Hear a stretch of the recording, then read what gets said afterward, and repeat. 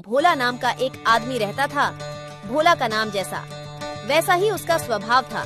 भोला की पत्नी शादी होते ही खत्म हो गई थी। भोला का गांव में कोई नहीं था, वहाँ अकेला ही रहता था और वो एक मुनीम जी के वहाँ पर काम करता था।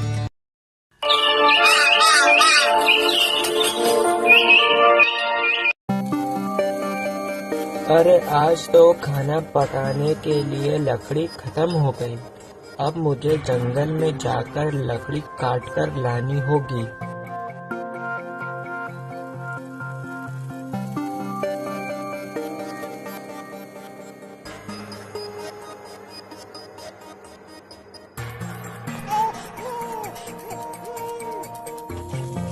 जैसे ही भोला जंगल के भीतर जाता है, वैसे ही उसे एक बच्चे के रोने की आवाज सुनाई देती है। अरे बाप रे, इतने घने जंगल में ये बच्चे की रोने की आवाज कहाँ से आ रही है? चल के देखता हूँ। भोला थोड़ी ही देर चल के देखता है, वहाँ एक लड़की एक पेड़ के नीचे रो रही थी। अरे बाप रे, ये बच्ची को इतने घने जंगल में कौन छोड़ गया? कोई है? कोई मेरी आवाज सुन पा रहा है? भोला जोर जोर से आवाज लगाने लगा, पर कोई भी नहीं आया। मुझे लगता है कि कोई इस बच्ची को इस जंगल में पटक गया है। वो इसे नहीं पालना चाहता है। कोई बात नहीं बेटा, आज से तुझे मैं पालूंगा। मेरा भी इस दुनिया में कोई नहीं है। तुझे मैं अपनी बेटी की तरह रखूंगा। फिर क्या? भोला उस बच्ची को अपने घर ले आता है।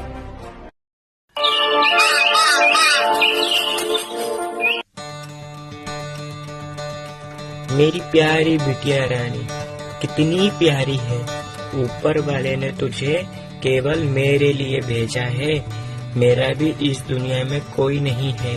भोला उस बच्ची को अपनी बेटी से भी अधिक प्यार करता है और भोला उसे बच्ची का नाम रानी रख देता है। भोला अपनी प्यारी बेटी रानी के साथ खूब खुश था।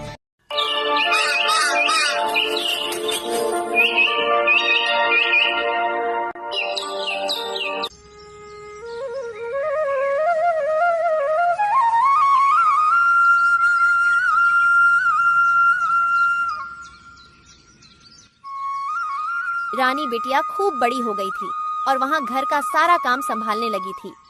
मुनीम जी, आज मुझे कुछ पैसों की जरूरत है।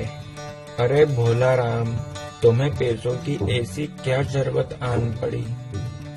मुनीम जी, तुम्हें तो पता ही होगा कि मैं मेरी रानी बिटिया को हर जन्मदिन पर कुछ न कुछ उपहार देता हूँ। अच्छा, तो आज तुम्हारी रानी बिटिया का जन्मदिन है? जी मुनीम जी, ठीक है, देता हूँ।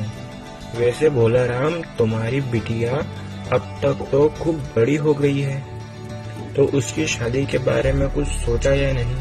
अभी तक तो नहीं सोचा, पर अच्छा लड़का देखते ही रानी बेटी की शादी कर दूंगा। अरे मेरी नजर में एक रानी बिटिया के लायक एक बढ़िया सा घर परिवार है। कौन है मुनीम जी? मेरा एक बचपन का मित्र है, अपने पड़ोसी गांव में ही। उसके पास 50 एकड़ जमीन है और वो गांव का सरपंच है और उसका बेटा सरकारी नौकरी की तैयारी कर रहा है। बहुत ही बढ़िया रिश्ता है, पर वो लोग दहेज में 51,000 रुपए मांग रहे हैं। बाप रे, 51,000 रुपए, इतनी बड़ी रकम? हाँ, दहेज रकम तो बहुत ज्यादा है, पर घर परिवार बढ़िया है। रानी बिटिया उस घर परिवार में राज करेगी, राज। ठीक है मुनीम जी, मैं थोड़ा सोच समझकर बताता हूँ। अब मैं चलता हूँ। भोला अपनी रानी बेटी के लिए एक उपहार लाता है। पिताजी, आज मेरे जन्मदिन पर आप इतने देर से आए हो? हाँ, मैं थोड़ा बाजार में लेट हो गया। पिताजी, इस बार मेरे जन्मदिन पर मुझे आप क्या भेंट करने वाले हो? तुम्हारे लिए मैं ये उपहार लाया हूँ। बोला अपनी बेटी के लिए कान के झुमके लाया होता है, कितने सुंदर हैं। पिताजी, आप कितने अच्छे हो जो मेरे हर जन्मदिन पर इतने अच्छे उपहार देते हो। बिटिया रानी, तुझसे मुझे एक बात करनी है। बोलिए पिताजी, आपको मुझसे क्या बात करनी है? रानी बिटिया, तुम कैसे घर परिवार में शादी करना चाहती हो? पिताजी, मुझे ऐसे घर में शादी करनी है जिसके पास खूब सारी जमीन हो, मतलब अच्छा पैसे वाला घर परिवार होना चाहिए। फिर भोला अपनी रानी बेटी को मुनीम जी की सारी बात बता देता है।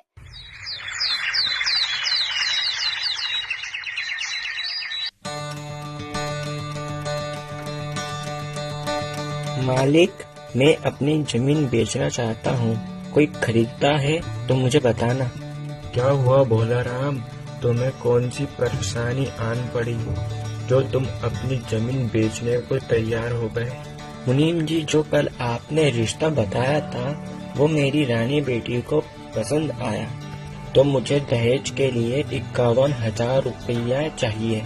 ये बहुत ही बढ़िया रिश्ता है, मैं इसे गंवाना नहीं चाहता हूँ, इसलिए मैं अपनी जमीन बेचकर रानी बिटिया की शादी कर दूंगा। भोला, जमीन खरीदने वाले तो खूब हैं, पर तुम उस जमीन को बेच दोगे तो फिर तुम अपने बुढ़ापे में क्या करोगे? कुछ तो सोचो, कुछ सोचा है? मेरा क्या है मालिक, अब तो मैं बूढ़ा हो गया हूँ और मेरी एक लौती बेटी है रानी। मैं तो केवल 10-15 साल का और मेहमान हूँ। मेरी इच्छा है कि मेरी बेटी को एक अच्छा घर परिवार मिल जाए। भोला, तुम अपनी बेटी से कितना प्यार करते हो। ठीक है, तुम्हारी मर्जी। अच्छा दाम आए तो ठीक है, अगर कोई नहीं आया तो मैं ही खरीद लूंगा, जब तक तुम अपनी बेटी की शादी की तैयारी करो। आपका बहुत बहुत धन्यवाद मालिक।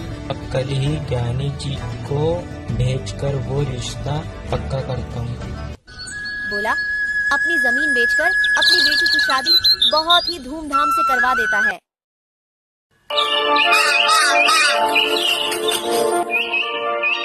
फिर कुछ दिनों के बाद रानी अपने ससुराल में खूब खुश थी, पर रानी की सास हेमलता उससे खूब काम करवा रही थी।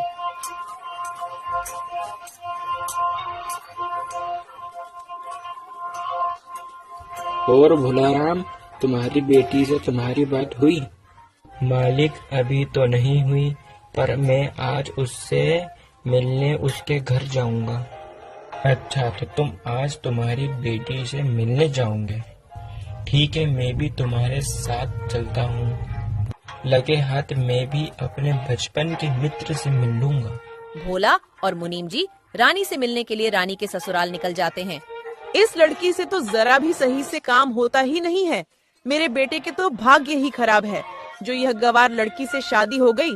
फिर वहाँ पर रानी का पति भी आ जाता है।